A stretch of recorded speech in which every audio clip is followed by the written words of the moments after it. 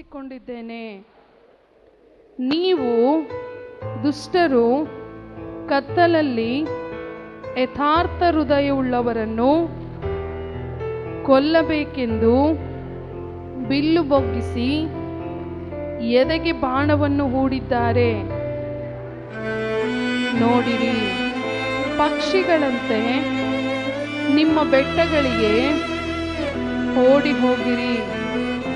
ಆಧಾರಗಳೇ ಕೆಡವಲ್ಪಟ್ಟ ಮೇಲೆ ನೀತಿವಂತನ ಗತಿ ಏನಾದೀತು ಎಂದು ನನಗೆ ಹೇಳುವುದೇಕೆ? ಯೆಹೋವನು ತನ್ನ ಪರಿಶುದ್ಧ ಮಂದಿರದಲ್ಲಿದ್ದಾನೆ. ಆತನು ತನ್ನ ಸಿಂಹಾಸನವನ್ನು ಪರಲೋಕದಲ್ಲಿ ಸ್ಥಾಪಿಸಿದ್ದಾನೆ. ಆತನ ಕಣ್ಣುಗಳು ಮಾನವರನ್ನು ನೋಡುತ್ತವೆ. ಆತನು ಅವರನ್ನು ಬಹು ಸೂಕ್ಷ್ಮವಾಗಿ ಪರಿಶೋಧಿಸುತ್ತಾನೆ. ಯೆಹೋವನು ನೀತಿವಂತರನ್ನು ಅನೀತಿವಂತರನ್ನು ಪರೀಕ್ಷಿಸುತ್ತಾನೆ. ಬಲಾತ್ಕಾರಿಗಳನ್ನು ದ್ವೇಷಿಸುತ್ತಾನೆ. ಆತನು ದುಷ್ಟರ ಮೇಲೆ ಪಾಶಗಳನ್ನು ಸುರಿಸಲಿ. ಬೆಂಕಿ, ಗಂಧಕ, ಉರಿಗಾಳಿ ಇವುಗಳನ್ನು ಅವರ ಪಾನವಾಗ ಮಾಡಲಿ. ಯಾಕೆಂದರೆ ನೀತಿ ಸ್ವರೂಪನಾದ ಯೆಹೋವನು ನೀತಿಯನ್ನು ಮೆಚ್ಚುವವನಾಗಿದ್ದಾನೆ. ಸಜ್ಜನರು ಆತನ ಸಾನ್ನಿಧ್ಯದಲ್ಲಿ ಇರುವರು. Hallelujah, hallelujah.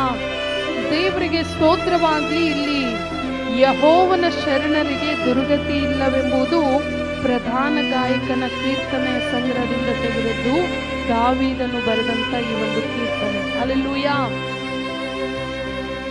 ಯೆಹೋವನನ್ನ ಆರಾಧಿಸುವಂತ ಭಕ್ತರಿಗೆ, ಯೆಹೋವನನ್ನ ಪ್ರಾರ್ಥಿಸುವಂತ, ಯಥಾರ್ಥವಾಗಿ ಪ್ರೀತಿಸುವಂತ ಭಕ್ತರಿಗೆ ದುರ್ಗತಿ ಇಲ್ಲದಂತೆ ಯೇಸು ಸಜ್ಜನರ ಪ್ರಾರ್ಥನೆ ಕೇಳುವಂತ ವ್ಯಕ್ತಿಯಾಗಿದ್ದಾನೆ.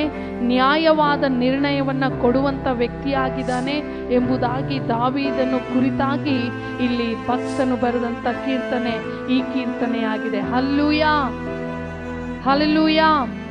ಇಲ್ಲಿ ದೇವರ ವಾಕ್ಯ ಒಂದೇದು ಹೇಳ್ತಾ ಇದೆ. 1ನೇ ವಚನದಲ್ಲಿ, ಯೆಹೋವನನ್ನು ಆಶ್ರಯಿಸಿಕೊಂಡಿದ್ದೇನೆ. ನೀವು ದುಷ್ಟರು ಕತ್ತಲಲ್ಲಿ ಯಥಾರ್ಥ ಹೃದಯವುಳ್ಳವರನ್ನ ಕೊಲ್ಲಬೇಕೆಂದು ಬಿಲ್ಲು ಬೊಗ್ಗಿಸಿ ಎದೆಗೆ ಬಾಣವನ್ನ ಹೂಡಿದ್ದಾರೆ. ನೋಡಿರಿ. ಹಲ್ಲೆಲೂಯಾ. ದೇವರನ್ನ ಆಶ್ರಯಿಸಿಕೊಂಡಿರುವವರಿಗೆ ದೇವರೇ ಯುದ್ಧ ಮಾಡುವಂತ ವ್ಯಕ್ತಿಯಾಗಿದ್ದಾನೆ. ಹಲ್ಲೆಲೂಯಾ. ಈ ದಿನ ನಮ್ಮ ಜೊತೆಯಲ್ಲಿ ಯಾರು ಬಹಳ ಸ್ನೇಹಿತರಾಗಿರ್ತಾರೋ, ಯಾರು ನಮ್ಮ ಬಗ್ಗೆ ಎಲ್ಲವನ್ನ ಕೇಳಿಸಿಕೊಂಡಿರ್ತಾರೋ, ಎಲ್ಲವನ್ನ ತಿಳ್ಕೊಂಡಿರ್ತಾರೋ, ಎಲ್ಲ ವಿಷಯಗಳಲ್ಲಿ ಒಂದು ಕೂಡ ಬಿಡದಂತೆ ಎಲ್ಲವನ್ನ ಹೇಳಿಕೊಂಡವರಿಗೆ ಏನ್ ಮಾಡ್ತಾರೆ? ನಮಗೆ ಕೆಲವು ಸಂದರ್ಭಗಳಲ್ಲಿ ಆಪತ್ಕಾಲದಲ್ಲಿ ಅವರು ನಮಗೆ ಸಹಾಯ ಮಾಡುವಂತ ವ್ಯಕ್ತಿಗಳಾಗಿದ್ದಾರೆ. ಆದರೆ ಇನ್ನ ಕೆಲವು ಜನರಿದ್ದಾರೆ, ಎಲ್ಲವನ್ನ ಯಥಾರ್ಥವಾಗಿ ಹೇಳಿ ಎಲ್ಲವನ್ನ ಅವರಿಗೆ ಎಲ್ಲ ನಮ್ಮ ವಿಷಯಗಳಲ್ಲಿ ಎಲ್ಲವನ್ನ ನಾವು ಹಂಚಿಕೊಂಡು ನಡೆಸುವಾಗ ಅವರಿಗೆ ನಮಗೆ ನಮ್ಮ ಮಧ್ಯದಲ್ಲಿ ಏನಾದರೂ ಸ್ವಲ್ಪ ಸಮಸ್ಯೆಗಳು ಉಂಟಾದ್ರೆ ಅವರು ನಮ್ಮನ್ನ ಬ್ಲ್ಯಾಕ್ ಮೇಲ್ ಮಾಡ್ಲಿಕ್ಕೆ ಇಷ್ಟಪಡ್ತಾರೆ. Hallelujah, hallelujah. ಬ್ಲ್ಯಾಕ್ ಮೇಲ್ ಮಾಡೋರು ಇಷ್ಟನಾ? ಯಥಾರ್ಥವಾಗಿ ಪ್ರೀತಿಸುವವರು ಇಷ್ಟನಾ? ನಮಗೆ ಬ್ಲ್ಯಾಕ್ ಮೇಲ್ ಮಾಡಿದ್ರೆ ಏನ್ ಮಾಡ್ತೇವೆ? ನಾವು ತುಂಬಾ ಕಷ್ಟಪಡ್ತೇವೆ. ಹಾಗೆಯೇ ಯೇಸು ಕ್ರಿಸ್ತನು ಇಲ್ಲಿ ದೇವರ ವಾಕ್ಯ ಹೇಳ್ತಾ ಇದೆ, ದುರ್ಗತಿಯನ್ನ ನಾವು ಒಳಗಾಗದಂತೆ ಯಥಾರ್ಥವಾಗಿ ದೇವರನ್ನ ನಾವು ಆಶ್ರಯಿಸಿಕೊಂಡು ಇರುವುದಾದರೆ ಆತನು ನಮಗೆ ಒಳ್ಳೆ ಸ್ನೇಹಿತನಾಗಿದ್ದಾನೆ. ಹಲ್ಲೆಲೂಯಾ. ಆತನು ಅಂದ್ರೆ ಯಾರೋ ಒಂದು ಹುಡುಗ ಒಂದು ಹುಡುಗಿ ಅಲ್ಲ. ನಾನು ಹೇಳ್ತಾ ಇರುವುದು, ನಾವು ಆರಾಧಿಸುವಂತ ಯೇಸು, ನಾವು ಪ್ರೀತಿಸುವಂತ ಯೇಸು, ನಾವು ಊಹೆಗೆ ಮಿತಿಮೀರಿ ನಾವು ದೇವರನ್ನ ಆರಾಧಿಸುವುದಾದರೆ ನಮ್ಮ ಕಷ್ಟಗಳಲ್ಲಿ ಆತನು ಒಳ್ಳೆಯ ಸ್ನೇಹಿತನಾಗಿ ನಮ್ಮನ್ನು ನಡೆಸುವಂತ ವ್ಯಕ್ತಿಯಾಗಿದ್ದಾನೆ. ಹಲ್ಲೆಲೂಯಾ. ಯೆಹೋವನನ್ನ ಆಶ್ರಯಿಸಿಕೊಂಡಿದ್ದೇನೆ. ನೀವು ದುಷ್ಟರು ಕತ್ತಲಲ್ಲಿ ಯಥಾರ್ಥ ಹೃದಯವುಳ್ಳವರನ್ನು ಕೊಲ್ಲಬೇಕೆಂದು ಬಿಲ್ಲು ಬೊಗ್ಗಿಸಿ ಎದೆಗೆ ಬಾಣವನ್ನ ಹೂಡಿದ್ದಾರೆ. ನೋಡಿರಿ, ಯಥಾರ್ಥವಂತರಿಗೆ ಅನೇಕ ಶತ್ರುಗಳಿರ್ತಾರೆ. ಒಳಗೊಂದು ಹೊರಗೊಂದು ಮಾತಾಡುವಂತ ಭಕ್ತರಿಗೆ, ಹೊರಗೊಂದು ಮಾತಾಡುವಂತ ಸ್ನೇಹಿತರಿಗೆ ಬಹಳ ಜನ ಸ್ನೇಹಿತರು ಬೇಗನೆ ಅಡಾಪ್ಟ್ ಆಗ್ತಾರೆ, ಬೇಗ ಕನೆಕ್ಟ್ ಆಗ್ತಾರೆ. ಯಾವಾಗ್ಲೂ ಸ್ಮೈಲ್ ಕೊಡೋದಾಗ್ಲಿ, ಯಾವಾಗ್ಲೂ ನಗ್ನಗ್ತಾ ಇದ್ರೆ ಏನ್ ಮಾಡ್ತಾರೆ, ಕೆಲವರು ನಮ್ಮನ್ನ ಆಕರ್ಷಣೆ ಮೂಲಕವಾಗಿ ನಮ್ಮನ್ನ ಪ್ರೀತಿಸ್ತಾರೆ. ಅದು ನಿಜವಾದ ಪ್ರೀತಿ ಅಲ್ಲ. ಅವರು ಯಾವಾಗ ಎದೆಗೆ ಬಿಲ್ಲು ಬೊಗ್ಗಿಸಿ ನಮ್ಮನ್ನ ಬಡೀತಾರೋ ಗೊತ್ತಿಲ್ಲ.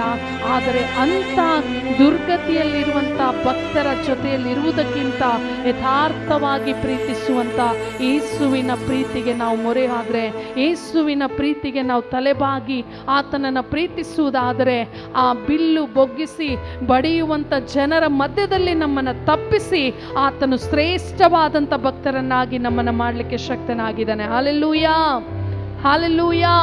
ಯಥಾರ್ಥವಾದಂತ ಪ್ರೀತಿ, ಕಪಟವಿಲ್ಲದಂತ ಪ್ರೀತಿ, ನಿಷ್ಕಲ್ಮಶವಾದಂತ ಪ್ರೀತಿ, ಅದು ಯಾರ್ದಾದ್ರೂ ಈ ಲೋಕದಲ್ಲಿ ಇದೆ ಅಂತಂದ್ರೆ ಅದು ಯಾರದು ಅಲ್ಲ, ನಮ್ಮ ಯೇಸು ಕ್ರಿಸ್ತನ ಪ್ರೀತಿ ಮಾತ್ರ ಯಥಾರ್ಥವಾದಂತ ಪ್ರೀತಿಯಾಗಿದೆ. ಹಲ್ಲೆಲೂಯಾ.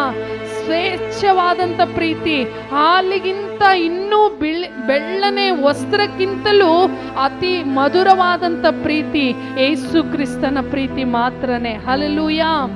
ಒಂದೊಂದು ಸಾರಿ ನಮ್ಮ ಎದುರುಗಡೆ ಅನೇಕ ಹಾಲುಗಳು ನಮ್ಮಲ್ಲಿ ಕಂಡಾಗ ನಾವು ಏನ್ ಮಾಡ್ತೇವೆ, ಅದು ನಿಜವಾದ ಹಾಲು ಅಂತೇವೆ. ಆದರೆ ಅದರಲ್ಲಿ ಕೂಡ ಬಹಳ ಬೇರೆ ಬೇರೆ ವಿಧವಾದಂಥ ಹಾಲುಗಳಿರ್ತವೆ. ಒಂದು ವಿಷವಾದಂಥ ಹಾಲು ಇರುತ್ತೆ, ಒಂದು ಸಿಹಿಯಾದಂಥ ಹಾಲು ಇರುತ್ತೆ.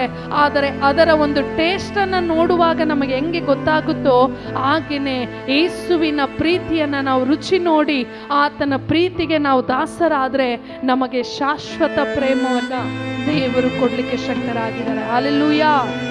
ಅಲ್ಲಿ ದೇವರ ವಾಕ್ಯ ನೋಡ್ತಾ ಇದ್ದಾವೆ, ಪಕ್ಷಿಗಳಂತೆ ನಿಮ್ಮ ಬೆಟ್ಟಗಳಿಗೆ ಓಡಿ ಹೋಗಿರಿ, ಆಧಾರಗಳೇ ಕೆಡವಲ್ಪಟ್ಟ ಮೇಲೆ ನೀತಿವಂತನ ಗತಿ ಏನಾದೀತು ಎಂದು ನನಗೆ ಹೇಳುವುದೇಕೆ. ಪಕ್ಷಿಗಳಂತೆ, ಪಕ್ಷಿಗಳಿಗೆ ಯಾವುದಾದ್ರೂ ಅಪಾಯ ಕಾಣಿಸಿಕೊಂಡ್ರೆ ಅವು ರೆಕ್ಕೆಗಳನ್ನು ಬಡಿದುಕೊಂಡು ಆ ಅಡವಿಯೊಳಗೆ ಮತ್ತೆ ಗುಡ್ಡದ ಮೇಲೆ ಅವು ಓಡಿ ಹೋಗ್ತವೆ. ಹಾಗೆ ನಮಗೆ ಆಪತ್ಕಾಲ ಸಂಭವಿಸುತ್ತೆ, ದುರ್ಗತಿ ನಮಗೆ ಬರುತ್ತೆ ಅಂತ ನಮಗೆ ಗೊತ್ತಾದಾಗ ನಾವು ಓಡಿ ಹೋಗಿ ಆ ಪಕ್ಷಿಗಳು ಯಾವ ರೀತಿಯಾಗಿ ಬೆಟ್ಟದಲ್ಲಿ ಕೂತ್ಕೊಳ್ತವೋ ಹಾಗೆ ನಾವು ಓಡಿ ಹೋಗಿ ಯೇಸುವಿನ ಪಾದದಲ್ಲಿ ನಾವು ಕೂತ್ಕೊಳ್ಳುವುದಾದ್ರೆ ನಮಗಿರುವಂಥ ಎಲ್ಲ ಕೆಡುಕರ ಮಧ್ಯದಲ್ಲಿರುವಂಥ ಸಮಸ್ಯೆಗಳನ್ನು ದೂರ ಮಾಡಿ ಆತನು ನಮ್ಮನ್ನು ಆಶ್ರಯಿಸಿಕೊಂಡು ನಡೆಯುವಂಥ ವ್ಯಕ್ತಿಯಾಗಿದ್ದಾನೆ. Hallelujah, hallelujah. ಅಲ್ಲಿ 6ನೇ ವಚನದಲ್ಲಿ ನಾವು ನೋಡ್ತಾ ಇದ್ದೇವೆ, 5-6ನೇ ವಚನ, ಯೆಹೋವನು ನೀತಿವಂತರನ್ನು ಅನೀತಿವಂತರನ್ನು ಪರೀಕ್ಷಿಸುತ್ತಾನೆ, ಬಲಾತ್ಕಾರಿಗಳನ್ನು ದ್ವೇಷಿಸುತ್ತಾನೆ. ಆತನು ದುಷ್ಟರ ಮೇಲೆ ಪಾಶಗಳನ್ನು ಸುರಿಸಲಿ, ಬೆಂಕಿ, ಗಂಧಕ, ಉರಿಗಾಳಿ ಇವುಗಳಿಂದ ಅವರು ಪಾನವಾಗ ಮಾಡಲಿ. ಹಲ್ಲೆಲೂಯಾ. ಒಳ್ಳೆಯವರಿಗೂ ಕೆಟ್ಟವರಿಗೂ ದೇವರು ಒಂದು ಪರೀಕ್ಷೆಯನ್ನು ಇಡ್ತಾನೆ. ಆ ಪರೀಕ್ಷೆಯಲ್ಲಿ ಯಾರು ಪಾಸ್ ಆಗ್ತಾರೋ, ನಾವು ಸ್ಕೂಲಲ್ಲಿ ಮಕ್ಕಳಿಗೆ ಎಕ್ಸಾಮ್ ಇಟ್ಟಾಗೆ ಕರೆಕ್ಟಾಗಿ ಆ್ಯನ್ಯುವಲ್ ಎಕ್ಸಾಮ್ ಚೆನ್ನಾಗಿ ಬರೆದು ಪಾಸ್ ಆದರೆ ಮುಂದಿನ ಕ್ಲಾಸಿಗೆ ಹೇಗೆ ಹೋಗ್ತೇವೋ ಹಾಗೆ ನೀತಿವಂತರಿಗೂ ಅನೀತಿವಂತರಿಗೂ ದುಷ್ಟರಿಗೂ ಮತ್ತು ಕೆಡುಕರಿಗೂ ಪಾಪಾತ್ಮರಿಗೂ ಎಲ್ಲರಿಗೂ ಒಂದು ಪರೀಕ್ಷೆಯನ್ನು ಇಡ್ತಾನೆ. ಆ ಪರೀಕ್ಷೆಯಲ್ಲಿ ಯಾರು ಪಾಪವಿಲ್ಲದೆ ದೇವರ ಸನ್ನಿಧಿಯಲ್ಲಿ ಯಥಾರ್ಥವಾಗಿ ಪ್ರಾರ್ಥಿಸ್ತಾರೋ ಅವರ ಪ್ರಾರ್ಥನೆಯನ್ನು ದೇವರು ಕೇಳಿಸಿಕೊಂಡು ಅವರ ಜೊತೆಯಲ್ಲಿ ಇದ್ದುಕೊಂಡು ಅವರಿಗಿರುವಂಥ ಎಲ್ಲ ಹೋರಾಟಗಳು, ಅವರಿಗಿರುವಂಥ ಎಲ್ಲ ಸಮಸ್ಯೆಗಳು ಆ ದಾವೀದನನ್ನ ಹೇಗೆ ತಪ್ಪಿಸಿದನೋ ಈ ದಿನ ನಾವು ನಿಂತಿರುವಂಥ ಪ್ರತಿಯೊಬ್ಬೊಬ್ಬರಿಗೂ ತಪ್ಪಿಸಿ ಆತ್ಮನ ಕಾರ್ಯಗಳನ್ನು ಮಾಡುವಂಥ ವ್ಯಕ್ತಿ ಯೇಸು ಕ್ರಿಸ್ತನು ಮಾತ್ರನೇ. Hallelujah, hallelujah. ಯಾಕೆಂದರೆ ನೀತಿ ಸ್ವರೂಪನಾದ ಯೆಹೋವನು ನೀತಿಯನ್ನು ಮೆಚ್ಚುವವನಾಗಿದ್ದಾನೆ, ಸಜ್ಜನರು ಆತನ ಸಾನ್ನಿಧ್ಯದಲ್ಲಿ ಇರುವರು. ನೀತಿವಂತರನ್ನ ಮಾತ್ರ ದೇವರು ಮೆಚ್ಚುತ್ತಾನೆ. ಈ ಲೋಕದಲ್ಲಿ ನೀತಿವಂತರನ್ನ ಯಾರು ಇಷ್ಟಪಡಲ್ಲ, ಯಥಾರ್ಥವಾಗಿ ಹೇಳುವಂಥವರನ್ನ ಯಾರು ಇಷ್ಟಪಡಲ್ಲ. ಆದರೆ ನಿನ್ನ ತಂದೆಯಾದ ದೇವರು ಯಥಾರ್ಥವಂತರನ್ನ, ನೀತಿವಂತರನ್ನ ಬಹಳ ಇಷ್ಟಪಡ್ತಾನೆ.